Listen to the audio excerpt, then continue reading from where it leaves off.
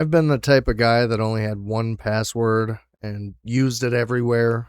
Uh, didn't really care about cookies or info or what was done with it for the longest time. But, eventually it got to the point to where I would be talking with my wife or, you know, just walking by a certain store, and I'd be getting ads for that store or for whatever topic I was talking about. And so I got a little bit obsessed with online privacy and security and data collection and all that crap, and just trying to, keep that to a minimum. I just didn't want to be tracked.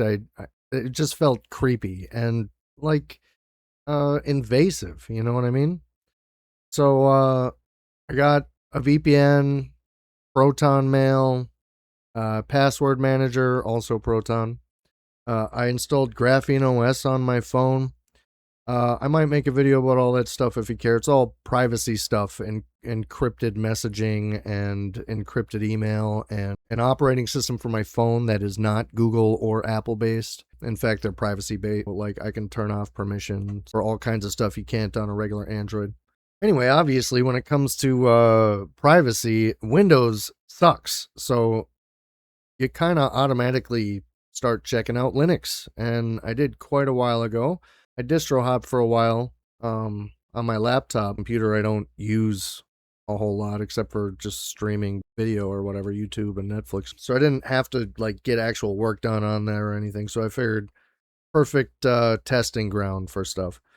I ended up settling on KDE Neon. My thought process was, well, it's KDE's distro and I like KDE, so let's just do that. Well, again, I didn't really use that computer much, and any work I was getting done was still on a Windows computer because I was kind of stuck on my software. Yeah, I wanted to do graphic design and make videos, and there's not a whole lot of software. I take that back. There actually is plenty of software. It's just not software I was used to. I had bought Affinity version 2 at the time, and it was similar enough to the Adobe stuff, which is what I learned on, to where, I didn't want to have to learn GIMP and Inkscape. They were seemed quite a bit different in a lot of different ways. Inkscape not so much, but Affinity had the whole suite, which I was kind of used to in Adobe, where the three programs kind of work together seamlessly. Inkscape and GIMP, no such thing.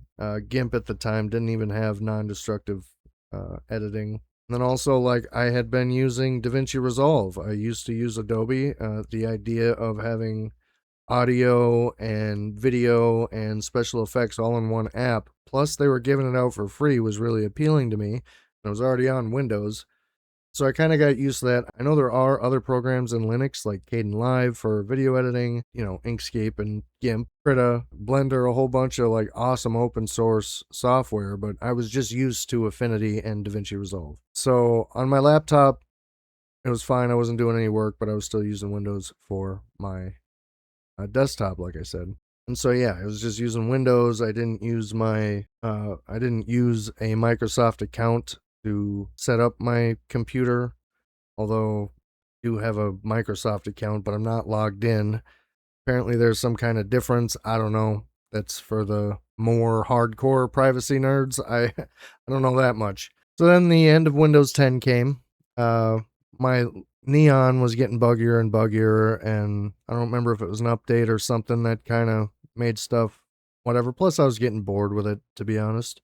So I distro hopped some more until I found the Cosmic Beta on Pop OS. I also planned on using my laptop more for graphics, as I heard there was a way to get Affinity onto a laptop or onto Linux. And also GIMP version 3 and Inkscape put out a new version. And so everything was getting a little more advanced. I wanted to start learning some of that stuff. So I distro hopped some more until, like I said, I got to Cosmic Beta. And I know it was beta, but I also know it was like up and coming, and I liked the whole tiling. And then, of course, my desktop was still just running Windows. It was compatible with 11, so I just switched to that. And I pretty much only used the desktop for video editing. Wasn't even really online too much. I would do most of my research on my laptop. So yeah, the computer I had This one right here, look at those fingerprints. Could have cleaned that before showing you that, but either way, I built that. It's a pretty decent computer. Yeah, let's see if anyone cares. It's 32 gigs of RAM, DDR5, 12900K Intel. It's the ASRock Steel Legend RX 9060 XT, Lee and Lee case with some fans. I forget what kind of cooler. It's just a basic fan cooler. But yeah, couple generations old on the chip. Brand new graphics card, so yeah, not bad. Good enough to make videos. Point being, I eventually bought a another drive to put Linux on. Distro hop for quite a while. I tried like Ubuntu Studio. I was trying to get everything to work, and I couldn't get DaVinci Resolve to work on a lot of these. And again, I've worked with Resolve enough to where I have this speed editor over here, which makes it a lot quicker for me to edit. I don't know if it would work with Kdenlive, but I'll probably give it a try eventually. But yeah, I really need to get DaVinci Resolve to work. Now, I know that doesn't have all the codecs, but I do eventually plan on getting the paid version. But I need to make sure the free version works in whatever distro I'm using. I know it says use Rocky Linux and blah, blah, blah. But like, I don't want to be stuck to one distro. In fact, like if I can just get it to work on Debian-based distros, I imagine it'll pretty much be the same. I don't know enough about Linux to use DistroBox, so you know, I'm sure it's plenty easy. I'm sure I have the resources. I don't know. Is there GPU acceleration? Is it going to slow down my computer? I don't know. I'm not there yet. I'm not advanced enough with Linux, but I'm getting there. So for now, I just want to find a distro it can run smoothly on, and you know, if I gotta edit it in one codec and then bring it into Windows to export it in the right codec, so be it. Or however I gotta do. But yeah, we'll figure that out when I get there. So I ended up with Nobara for a little while. It was easy. I could install Affinity right on there. There's an installer. It's on another video. See if I can remember. All right, so right here, GitHub. It's on github.com. That's github.com/Ryzen do /Linux Affinity installer.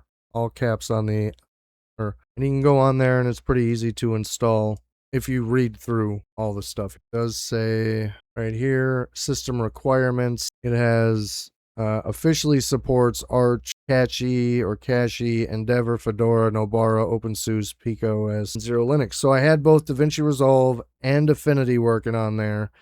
And then I got a tablet. Showed it in my previous video. Not hooked up right now, but got this right here, Huion tablet. Ooh, look at all the hairs on that. I got 5 pets, so sorry about it. One's just a foster, but regardless, lot of fur around this place.